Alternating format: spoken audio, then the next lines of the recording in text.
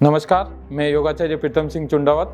आइए आज ज्ञान मंच के माध्यम से हम यौगिक आसन, कुछ प्राणायाम और जैसा कि मैंने बताया कि सर्वांगीण विकास के लिए हम सबसे पहले सूर्य नमस्कार की ओर चलेंगे और कुछ क्रियाएं जो मैं आपको बताऊंगा वो वास्तव में आपके जीवन में बहुत लाभकारी होगी। जैसा कि आपको विदित है कि बिना सूर्य के जीवन संभव नहीं है, तो इसी उपलक्ष्य में मैं आपको बताऊंगा कि कैसे सूर्य नमस्कार से सर्वांगीण विकास होता है और सूर्य नमस्कार के अंदर आसन और उसके साथ साथ हम कैसे प्राणायाम कर सकते हैं उसके ऊपर हम मेहनत करेंगे। इसमें 7 आसन होते हैं और 5 आसन रिपीट होते हैं, यानी कि अगर क्रियाओं की हम बात करें तो टोटल 12 क्रियाएं होती है और किसी किसी में 11 होती है, तो उसमें नहीं जाना है हमें। हम जैसा कि अलग अलग सबका पैटर्न होता है तो उस हिसाब से जैसा कि 12 क्रियाएं होती है तो हम 7 आसन करेंगे और 5 रिपीट करेंगे। इसमें सबसे पहले जो आसन होता है वो होता है नमस्कार आसन। इस तरह से आपको रहना है, पैरों में हल्का सा फासला करना है, सांसें आपकी एकदम नॉर्मल रहेगी और इसी के साथ हमें शुरू करना है। यहाँ से हमें सांस लेते हुए दोनों हाथों को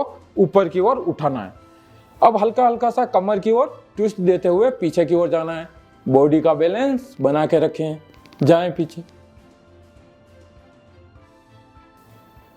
यहाँ से वापस सांस छोड़ते हुए धीरे धीरे आगे की ओर आना है। हस्त उत्तानासन हो गया। इसके बाद पाद हस्तासन। जितना आप जा पाए उतना आपको नीचे की ओर जाना है, पूरा की इस तरह से।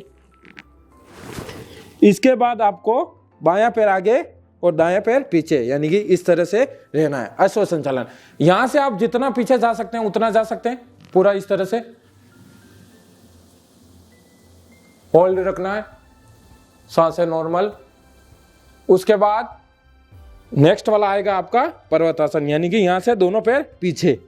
अब इसके बाद अगर आपको कोशिश करना है कि एड़ियां जमीन पे लगानी है, ठीक है, ध्यान पूरा नाभि पे, हल्का सा इधर देखना है, सांसें पूरी नॉर्मल, होल्ड करना है। इसके बाद आता है अष्टांग आसन, यानी कि शरीर की 8 चीजें आपकी जमीन पे लगी हुई इस तरह से, सांसें आपकी नॉर्मल, विशेष रूप से ध्यान रखना है सांसों का। इसके बाद भुजंगासन, जो कि कमर के लिए बहुत लाभकारी है। पूरा ऊपर की ओर, हम हमेशा आगे की ओर झुकते हैं तो पूरा इस तरह से मूवमेंट करना है।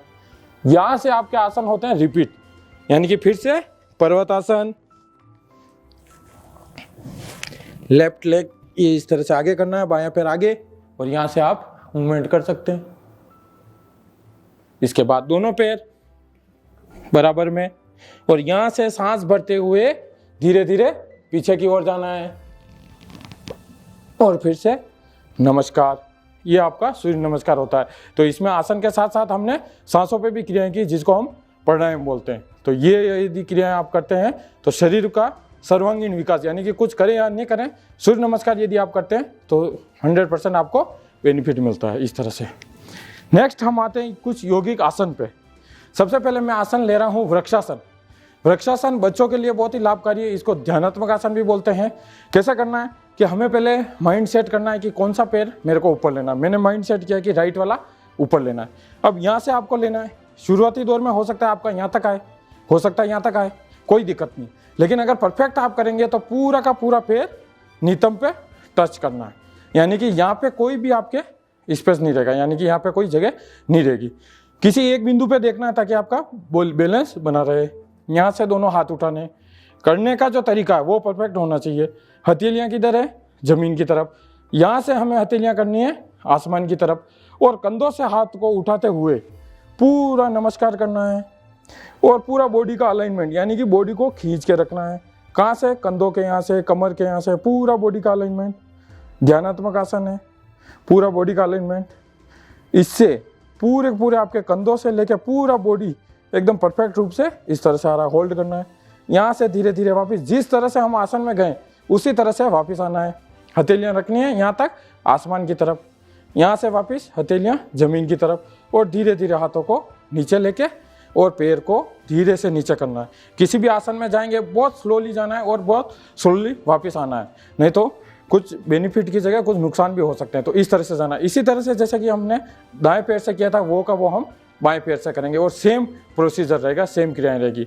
एक बार आप देख लीजिए, डिटेल पूरा वही है।